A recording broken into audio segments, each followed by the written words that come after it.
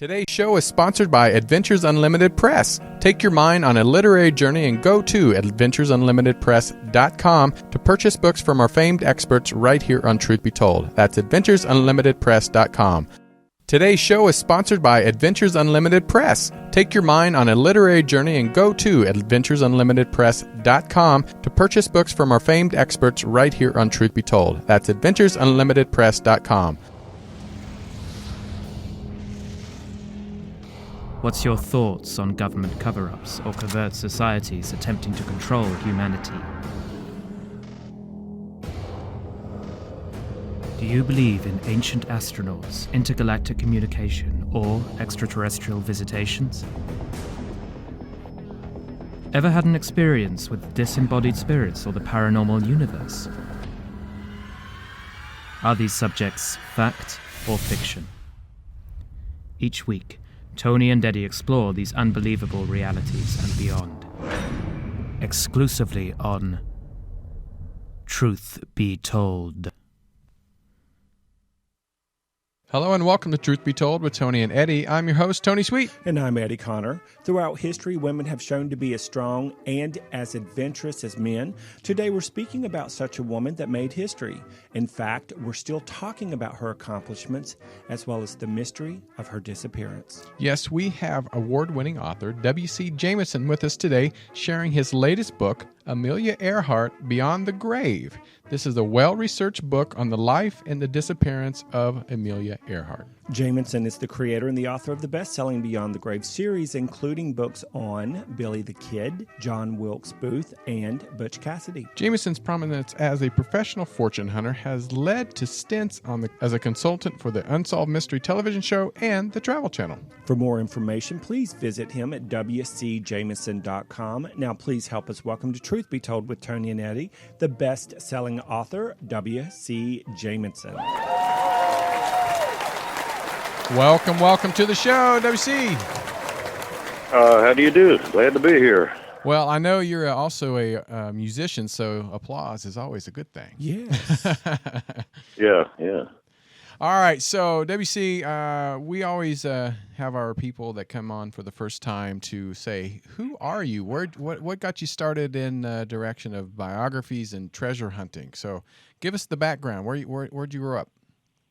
Well, we can talk about the treasure hunting and dispense with it pretty quickly. I got, when I was 11 years old, I was conscripted by 4 professional treasure hunters who took me with them on a treasure recovery operation. I mostly had a job as a camp chore boy. I kept the fires going, I washed the dishes, and did a lot of the dirty work. But I did get to accompany them on their search for this cache of 100 gold ingots, each one weighing about 25, 30 pounds or so, and was involved in the recovery to the degree that I was basically forced to carry these from the cave about 3/4 of a mile down the side of a mountain to the campsite. I was hooked, and spent pretty much the rest of my life. In fact, I'm still doing it as a professional treasure hunter, both in this country and in Mexico. Regarding the Beyond the Grave series, these are the 4 books that I have out are accounts of people who have either died or disappeared mysteriously. These are people, we had these interesting characters like Billy the Kid, Butch Cassidy, John Wilkes Booth, and Amelia Earhart, who are charming, charismatic people. None of them seem to be able to follow rules of any kind, and I was attracted to them for this and other reasons. But in reading about these people, there were a lot of red flags raised. There was a lot of contradiction. There were a lot of unanswered questions about what actually did happen to these people. I started researching this as well as a lot of other history, and I found that a lot of the history that we have been taught in our public schools, indeed even in our universities, is in fact bogus. It's not history that actually happened. It's probably history that somebody wants you to believe. For example, we're taught, and you remember this from your public school days, we're taught that the first Anglo settlers to this country came across the Atlantic in the Mayflower, landed at Plymouth Rock, and then established what was soon to become the American colonies. This is taught in our textbooks and in our classes. But what they don't teach you is that Santa Fe was a city for 75 years before those people ever arrived at Plymouth Rock. What? They don't teach you that the Spaniards had established outposts and colonies throughout the American Southwest for over 100 years before the Pilgrims ever arrived at Plymouth Rock. So these sorts of things generated suspicions in me. And in the case of Billy the Kid, Butch Cassidy, John Wilkes Booth, and Amelia Earhart, I started digging deeper, and I found that a lot of the research on these people didn't amount to research as much as it amounted to historians just simply looking at what the previous historian wrote about and then copying it, sometimes almost word for word.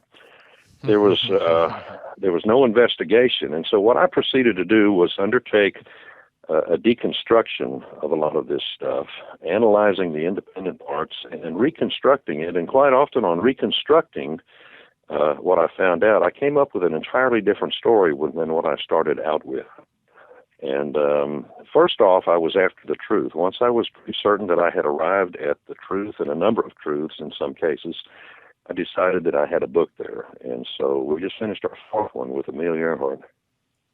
Well, I have to say, I'm originally from Kansas, and she was also a Kansas gal, and so that's right, very strong connection there. Yeah, and so I grew up knowing of her, not just in schools, but also as being a Kansas-born woman. So, could you give us the kind of the beginning of where she got into aviation, because I find it so fascinating that, just shortly after, I mean, she died in 1937 or when she disappeared. She was reported. Yeah, reported. 1937. But so that was shortly, really just a decade or so after the women that started getting their rights anyway. And I feel, I see how men still look at women in some ways in the South and in the Midwest of kind of your place is still in the kitchen. I can't imagine being in that era and doing something and outdoing men. Was that could you start where she got into aviation? I'm very curious how she got into it itself. And how welcomed she was, and how wasn't. Yeah, there's two sides to this coin. She was attracted to airplanes. Her father used to take her to the airport to watch the planes land and take off, and she was fascinated with this and seemed to possess this yearning to fly. She did fly, and she entered a lot of flying contests, racing, and other things. Now, here's the truth. Of all of the handful of female aviatrices in those days, the 1930s, Amelia Earhart was by a long shot not among the best. She often came in last in these races. We hear about a lot of Amelia Earhart's accomplishments, but we don't read about the crashes that she was responsible for, and there were a few. What she did have, she had a couple of things going for her. Number one, this was an amazing woman. She was charming, she was poised, she was intelligent, she could speak well, she could write well. She also had the good fortune of landing with a man that she eventually married. His name was George Palmer Putnam of the Putnam Publishing complex. Wow. Putnam's specialty was public relations, and he saw in Amelia Earhart a public relations property. And so what Putnam did was made sure that Amelia Earhart, and pretty much everything she did of a positive nature, was in the nation's newspapers almost on a daily basis. Oh, wow. So if you grew up, or if you lived in those days, and you had even a remote interest in aviation or women in aviation, the person that you saw above and beyond anybody else, and this includes a lot of the male pilots, was in fact Amelia Earhart. Now she could back it up in the sense that she was constantly doing public appearances. She wowed her audiences. She was a very attractive woman, and she built what we would call today a huge fan base. And she did it the old-fashioned way. Indeed.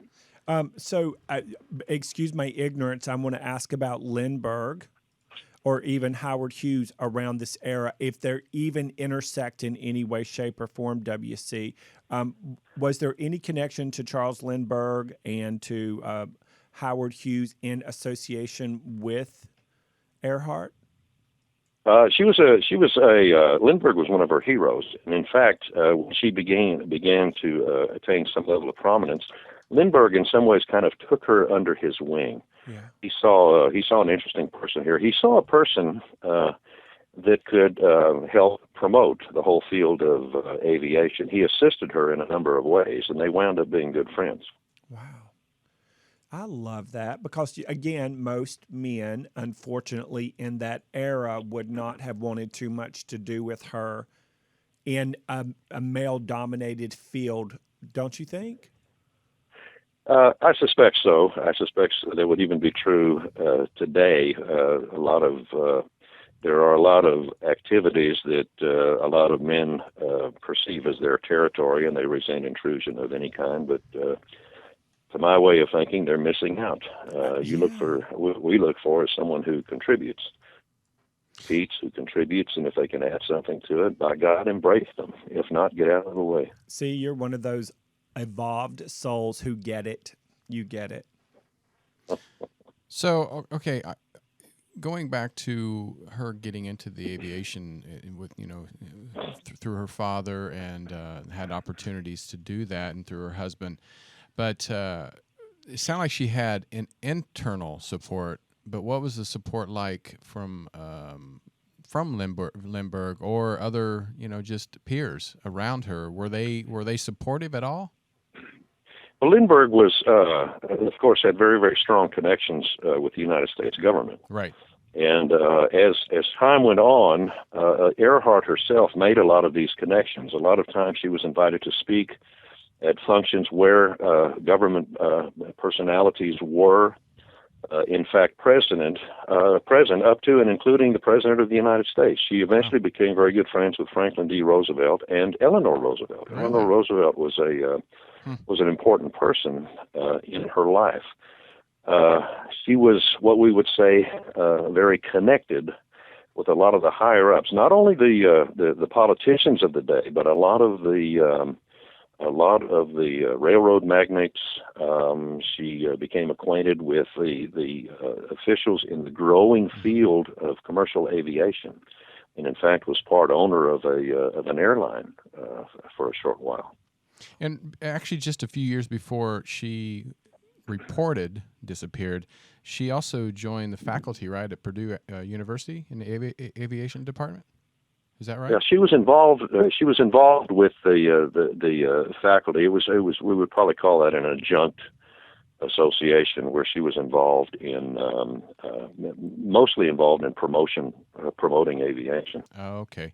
She kind of reminds me of like the Annie Oakley of aviation, because where she kind of was going into a territory of predominantly men, and I find that fascinating that she, I'm sure with some resistance, that she succeeded really to the top of the game for getting the exposure where most men were hoping to get to. So leading up to the actual flight, who was the encouragement to her around the world trip? Who was that, her idea, or was this like just a stunt, somebody that was, putting her up to this, or what was going on? This was in fact a glorified publicity stunt. It started out as little more than a publicity stunt. This is a great way to gain attention in the press and around the world flight. Now, understand, in those days, navigation was kind of a primitive art form. You didn't have the GPS systems like we have today. You actually navigated by the stars and by astrolabes, and sometimes what they used to call seat of the pants navigation. Yeah. She also, again, returning to her husband, George Putnam, he saw this as a great way to advance her career. He saw this as a great way to get her to write books that would sell millions and millions of copies. She did author a couple of books which were published by Putnam, which were huge successes. She was a property. She was an important property. And it was a very complimentary relationship between her and Putnam. She wanted to succeed. She wanted to exercise this poise and confidence. I think she felt like she had a contribution to make, and she was being placed in a position where she could do it. Putnam saw her as a piece of real estate almost, and in large part, he made his living from Amelia Earhart's activities. So you had this great momentum going. Now, understand, around this same time, there was the growing threat of the expansion of the military throughout the Pacific. Right. And these two things were going to intersect one another before long. Now, that's interesting. So it sounded like she was, like you said, was more of a product. Was there a love between the two, or was it not? Because it sounds like there are two schools of thought on that. There's a group that believed that it was mostly a marriage of convenience for both of them. Right. On the other hand, some researchers point to love letters between the two that suggested that they did indeed love one another very much. Whatever the case may be, toward the end of her known career, things between her and Putnam were in fact strained a bit. So the true story of that may or may not ever come out. So what year was the beginning of the flight? Because I know it wasn't just like a month or two and say let's just jump aboard a plane. So when did they start preparing for the actual flight? She started pondering this at least 2 years before it was undertaken. Now, the truth is, there had been a handful of flights around the world before Amelia Earhart even attempted hers. Mm-hmm. There were at least 4 successful flights around the world. One of them undertaken and accomplished by the famous pilot Wiley Post, another friend of politicians, and of course the bosom buddy of Will Rogers of the day. Mm-hmm. What had not been done, however, in these flights around the world was a flight across the Pacific Ocean. And that's what Amelia Earhart wanted to do. She wanted to be the first to do a flight around the world where she did indeed fly across the Pacific Ocean. She was going to, on the last couple of legs of her flight, she was going to take off from New Guinea, fly to a remote and practically unknown island in the middle of the Pacific called Howland Island, where she was scheduled to refuel and undergo a bit of maintenance, then fly on to Hawaii, and then on to, I believe, San Francisco. Mm. I mean, that you have to be pretty brave. That's indeed. That's a very tricky path to take. And so leading up this to 2 years, and then so preparation, did she do different types of training?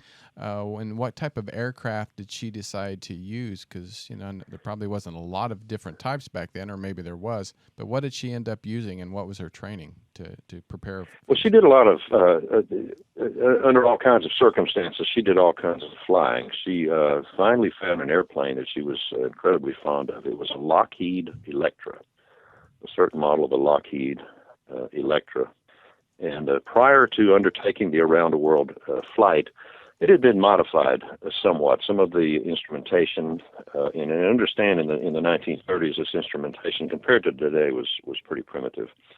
Modified the instrumentation, modified a few other features. I think they put a couple of higher-powered engines. It was a twin-engine Lockheed. They put a couple of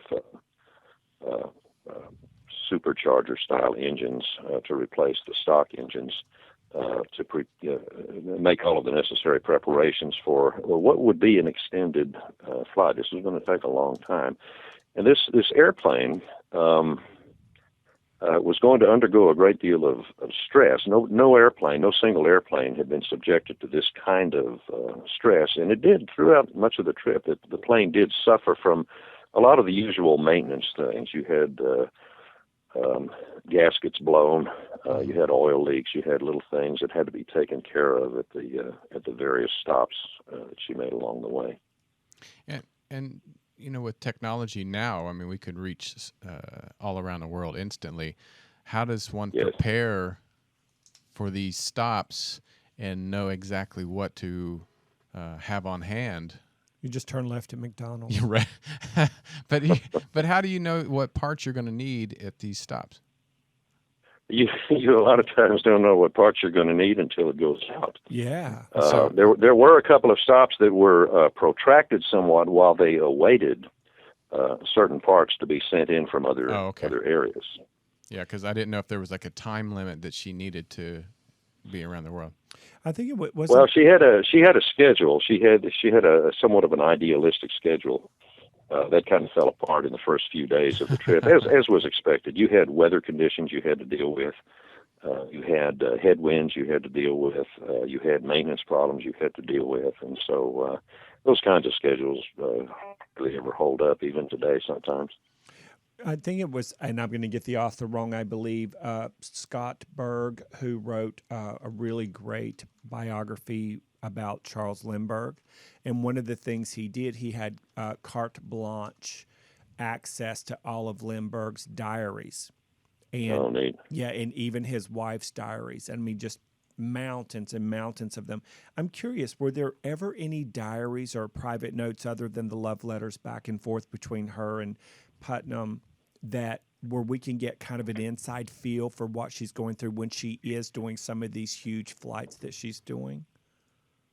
Nothing substantial. Here and there, she kept notes on a variety of things. She didn't seem to be she didn't keep a journal like we would imagine a journal these days.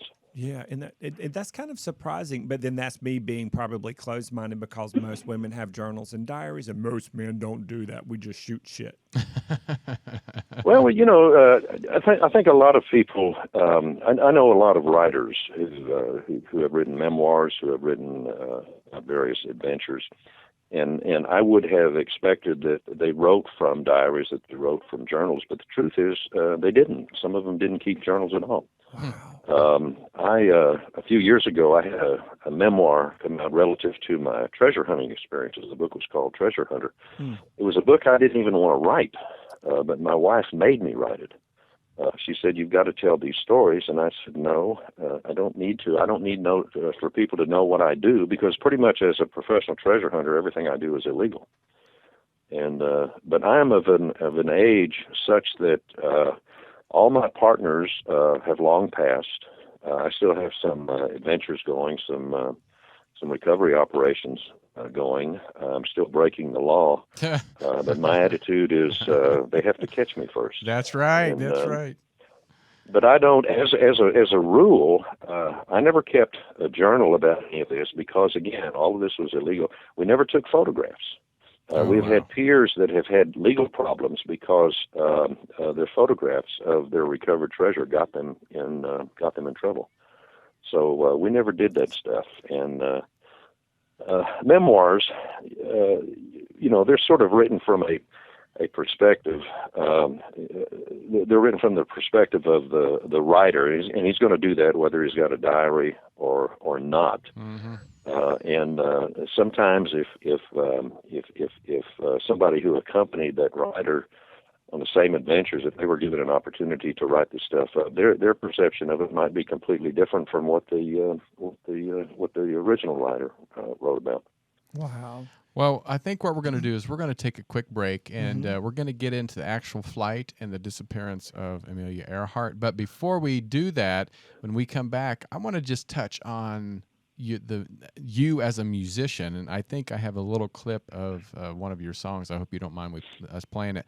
But so when we come back, we're going to talk more to WC Jameson. We're talking about his latest book, Amelia Earhart, Beyond the Grave, and this is a subject that has been around for almost 70 years now. So, right. Yeah, I can't believe that. And so when we come back, more to talk about. This is Truth Be Told with Tony and Eddie. I'm Tony Sweet. I'm Eddie Connor. And we'll be right back. Thanks, WC. You suffer from anxiety, from depression, maybe even chronic pain. Well, listen up.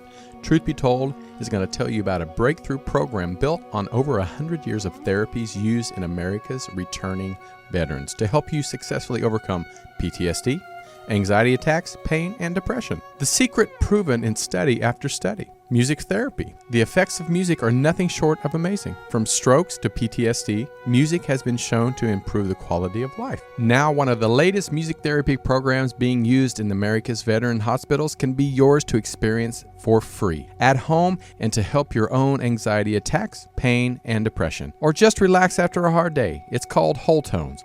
It takes music therapy to a new level. This revolutionary program makes use of specifically designed frequencies that have been shown to stimulate your body's natural healing power down to a cellular level. If it works for battle-scarred vets, can it work for you? Well, experience it for yourself for free at sweetwholetones.com. Like Tony Sweet, that's SWEET. Go to sweetwholetones.com. Now enjoy the show.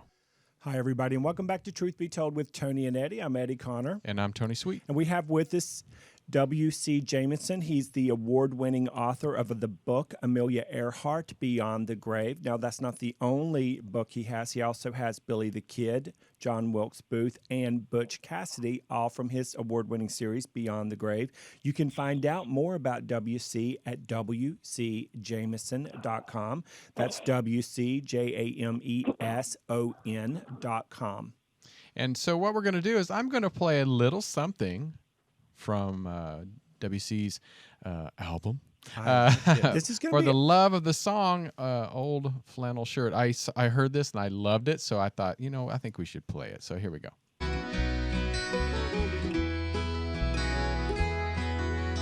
Leaving while the snow is on the ground.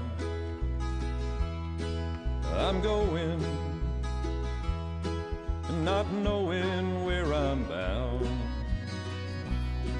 I got something that I'm leaving you, a little something that I own. This old flannel shirt to keep you warm when you're alone. Oh, yeah. Yay. That's amazing. Wow. I know you had a good speaking voice, but I didn't know you could sing, too. Yeah, I like the richness and the depth in that. Thank you. So with, writing all these books, because how many books you have now? Like over 70 books and then 1,500? I think one of my publishers said it's over 90. 90, wow. Oh, good Lord. Yeah, Eddie's on his what? How many books you've written? 11. I have like book envy. I know. But where do you find time to even be a musician? Oh, I've it's something else I've always done. When I was in high school, I barely graduated from high school, and most of the people that I was in high school with either became musicians or went and rodeoed. I did a little bit of both. Wasn't particularly good at either one of them, but I had less injuries being a musician. That's true. That's true. I found my mother always sang to us. I was raised by a single mom, and for years we didn't have a television. We had a radio, an old Philco radio, but she always sang to us. And so I always thought that singing was just kind of part of life. And I grew up singing, never actually thinking much about it. And then as I moved into my 20s, moved into life and a variety of adventures, I found myself hanging out with songwriters and musicians. I got to be friends with a lot of cool folks, including people like Waylon Jennings. Oh, wow. And Paul Glazer. And I was in and out of Nashville for a while. And I found that, it's another creative art, the songwriting. And I'm a performer, just sort of, if you're a songwriter, a lot of times the only time people get to hear your songs is if you perform them yourself. Right.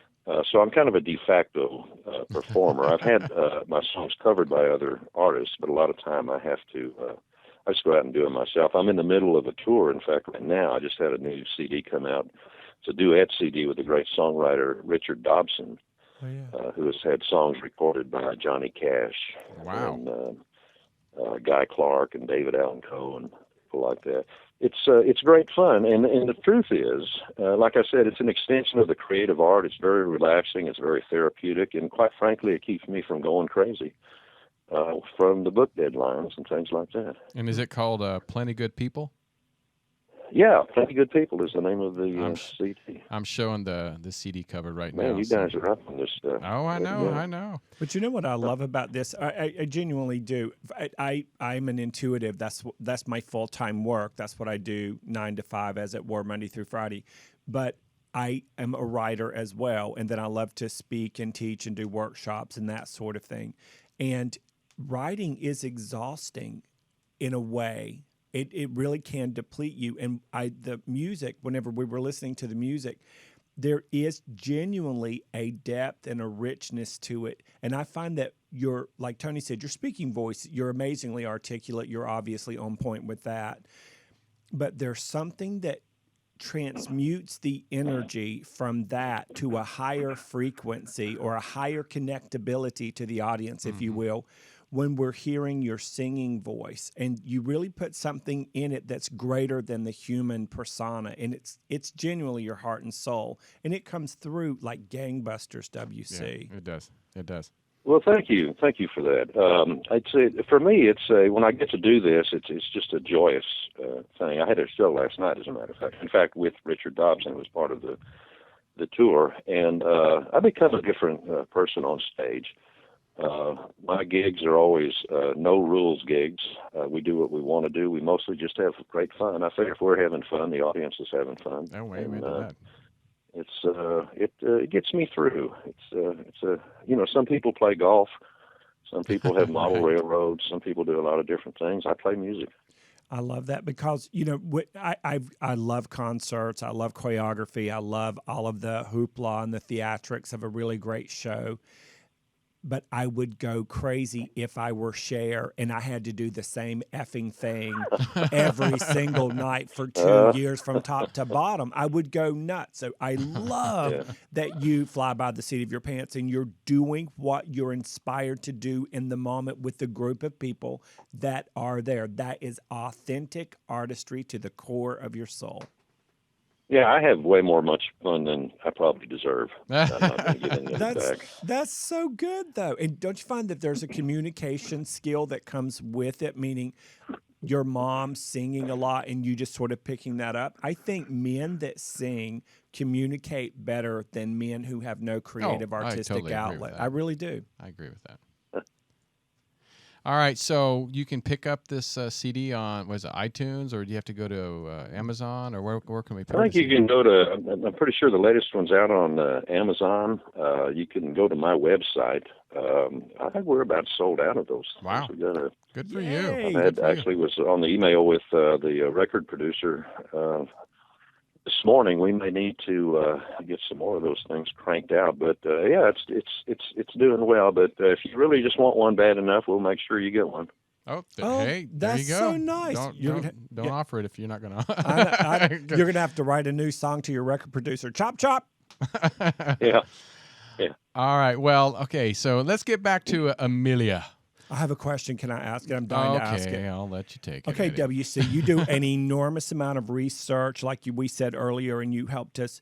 You reminded us Billy the Kid, John Wilkes Booth, and Butch Cassidy, and now, of course, we have Amelia Earhart, Beyond the Grave.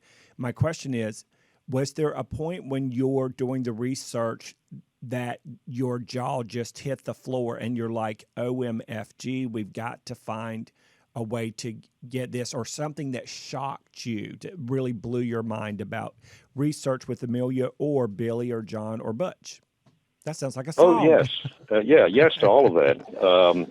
I had a lot of, I guess, some types of epiphanies going through this stuff. Yeah. But what fascinated me more than anything was, my first response was, how come nobody else ever figured this stuff out?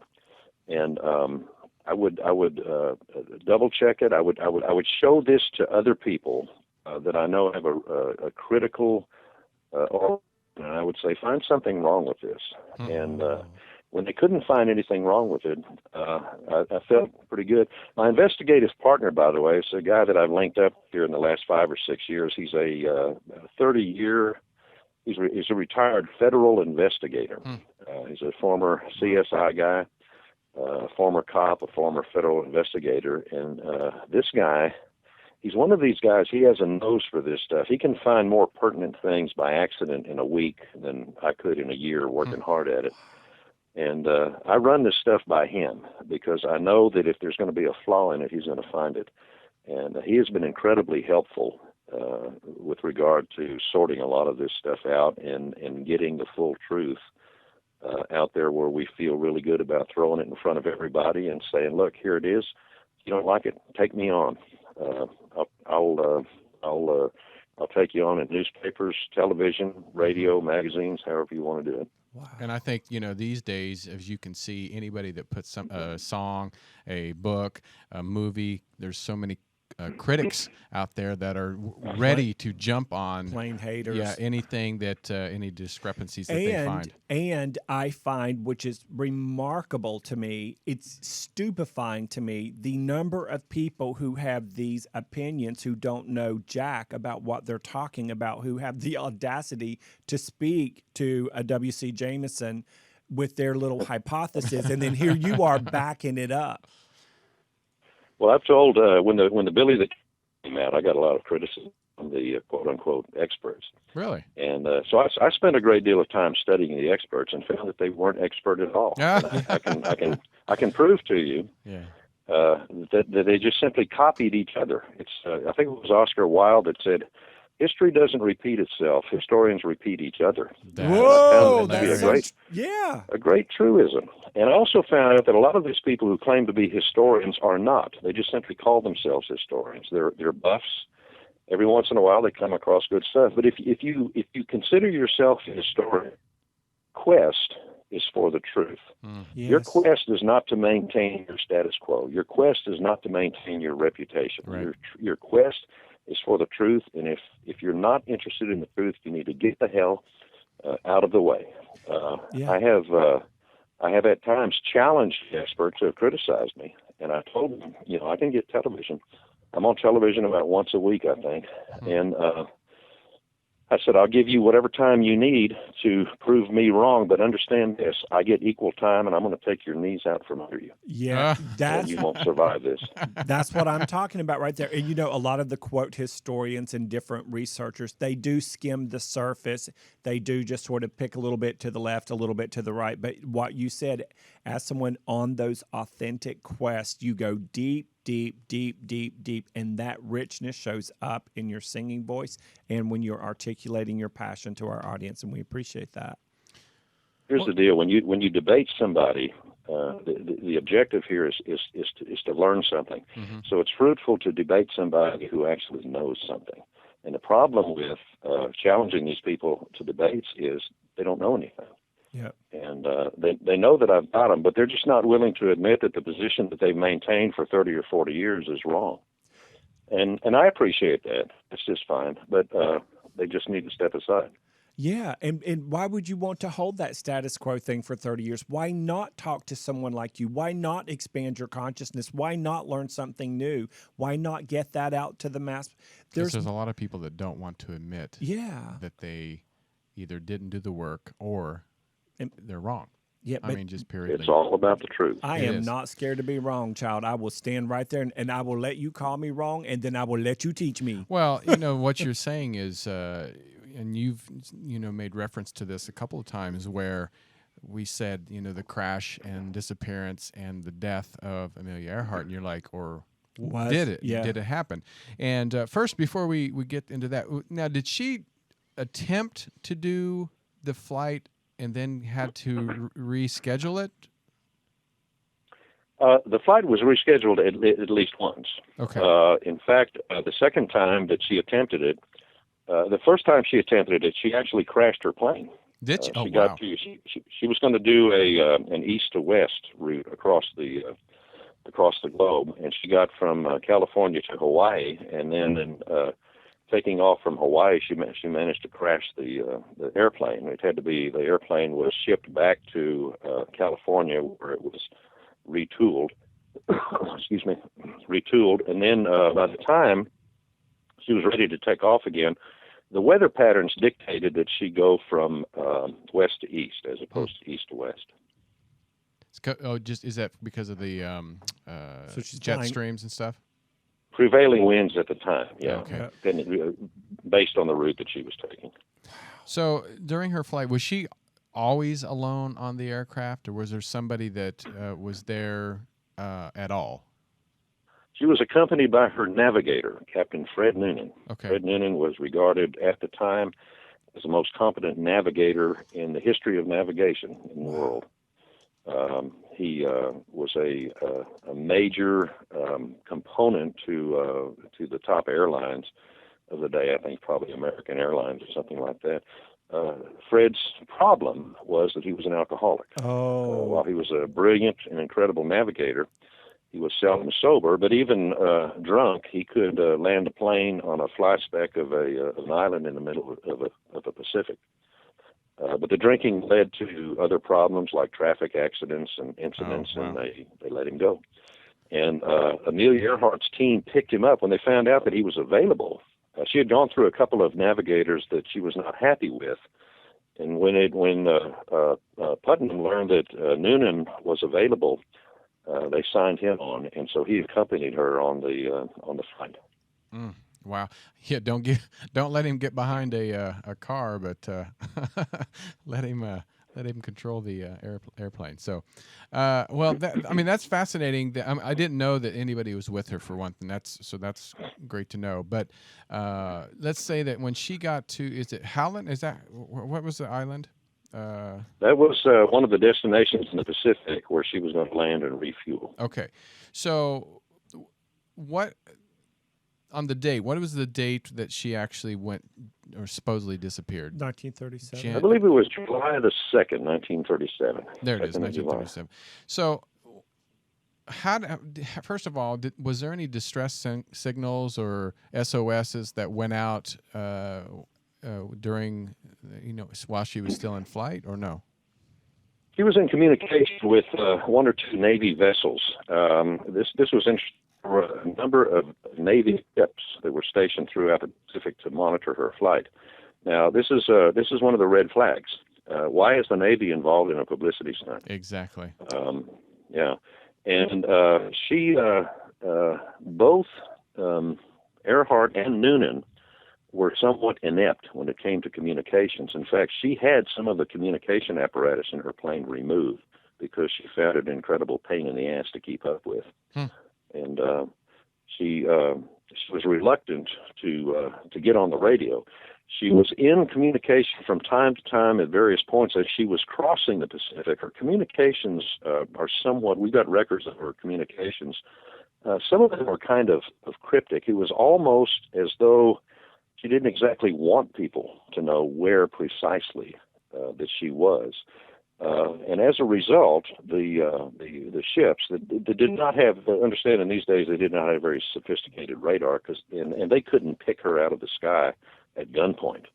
Okay. There were times when they thought she was directly over the ship and they couldn't find her. Wow. This is getting good. We have about 5 minutes left, so that's why I'm trying to get to the good stuff. so okay, after lost transmission and communication, she disappeared. No wreckage has been found, and she was declared dead on January 5th, 1939, when she would have been 41 years old. So tell me why you think, and what the conspiracy, we use that word sometimes here on our show, the conspiracy of why do you think the disappearance was not actual death? It was a conspiracy, and among the revisions on her plane was it was fitted with some sophisticated camera gear. It was installed by members of the U.S. Navy, and she basically made an agreement with the United States government, i.e. Franklin D. Roosevelt, to, during her around-the-world flight, they thought this was a great opportunity to fly over the Japanese mandated islands and take aerial photographs of the Japanese military installations, the landing strips, the seaports, and everything else. She was apparently way off course. She came down, her plane landed. There are eyewitnesses to this, several, as a matter of fact. She came down on an atoll in the Marshall Islands. The Marshall Islands is about 540 miles northwest of Howland Island, where she was scheduled to land. To be at the Marshall Islands with a competent navigator like Fred Noonan, you had to be there on purpose. She was captured by the Japanese. She was held prisoner by the Japanese for a total of 8 years. Her plane was recovered. Her plane showed up on the island of Saipan during World War II. It had actually been repaired and, in fact, was being flown by the Japanese. The very Lockheed Electra that she used on her world flight. There is evidence that there was a bit of collusion with the Japanese. This may have been forced. There is, among the Secret Service documents, many of which are still sealed, by the way, and why would you want to seal Secret Service documents related to a publicity stunt? Yep. There is talk that there is an application, and this has been seen by some people, an application for Japanese citizenship by Amelia Earhart. Are you familiar with the Tokyo Rose incident? Tokyo Rose was a radio broadcasting entity that broadcast on American radio in the Pacific Theater during the war. This charming woman would come on and she would tell the soldiers that all your ships have been sunk, all your planes have been shot down, and all your wives have been unfaithful to you while you're over here in the Philippines. God. There is evidence that Amelia Earhart may have been one of the Tokyo Roses. Now, likely she was subjected to this. Nevertheless, the evidence is there. In 1945, after the war, when the United States Office of Strategic Services entered the Chinese mainland, understand China was occupied by Japan at the time. This is where the Japanese prisons were, on the Chinese mainland. They freed all of the prisoners from Japanese prisons. Among them were a handful of Americans, and among those Americans was this very strange, emaciated woman who turned out to be none other than Amelia Earhart. Wow. That's a way to end a book right there. Well, there's more. There's way more. Oh, keep going. We have 3 more minutes, so keep going. Because she was technically a spy. Now, understand, in those days, spy was a bad word. Today, it's kind of a romantic thing because you've got James Bond and other people that we associate with. She had been sold out by Roosevelt. They declared her dead when they had no evidence that she was dead at all. In fact, the government did have evidence that she was a prisoner of the Japanese. If the American public found out that they had manipulated, the government, that is Franklin D. Roosevelt, had manipulated Amelia Earhart, the First Lady of the Air, the heroine of the skies, would have been hell to pay, absolute hell to pay. This would have been a publicity nightmare. Yeah. Also, Amelia Earhart did not want to be associated with the whole Tokyo Rose fiasco, so it was in her best interest to, when she was finally repatriated to the United States, to come back under a different identity. This was both for her protection and for the protection of members of the United States government. And she came back under an assumed name. We would call this a witness protection program today. Related to this, a number of people in Roosevelt's cabinet who were privy to all of this and were in fact involved in all of these manipulations died mysteriously. We have accounts of this in the book. A lot of semi-explainable deaths related to people who participated in the whole Amelia Earhart adventure, and she lived until she lived under a pseudonym until I believe it was in the early 1960s. She finally passed away. Wow. Now, is there any way that they could do any DNA testing to or have they done that? No, this is interesting. Her body was cremated, and she left instructions that she was under no circumstances to be fingerprinted. Wow. So this is an unusual request for somebody who presumably was an ordinary housewife. Now, the truth is, friends of Amelia Earhart, people that had flown with her, people that were part of her social life and her flying cadre of the early 30s, they already knew about this. They recognized her. They knew her. They were at social events together. And many people, a number of people, were aware that she had, in fact, returned under a different name. Wow. And this was not a big secret. It was just generally unknown to the American public. And the government, you can well imagine, did everything it possibly could to keep this at a low ebb. I can Well, of see course, why. and it would have been way easier in that era to do that without the computers and the iPhones and all Social of that media stuff and- and the drones.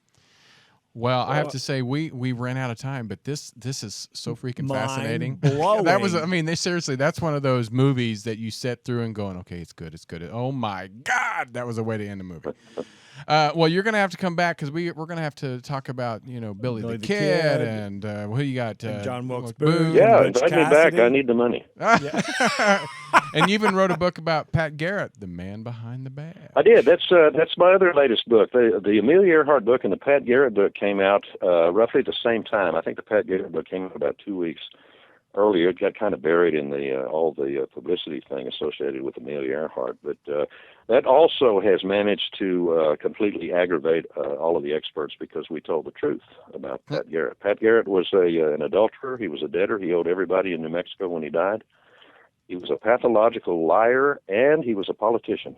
Oh my God! Is he Sounds like today. the great grandfather of Donald Trump? Oh God! All right. On that note, we're gonna go ahead and thanks so much, WC. We really appreciate it. And for everybody, Thank you for having me. yeah, everybody, remember, go to WC's website, which is WCJameson.com, and check out his books, Amelia Earhart, Beyond the Grave, and one of the other 170 of them that he has out.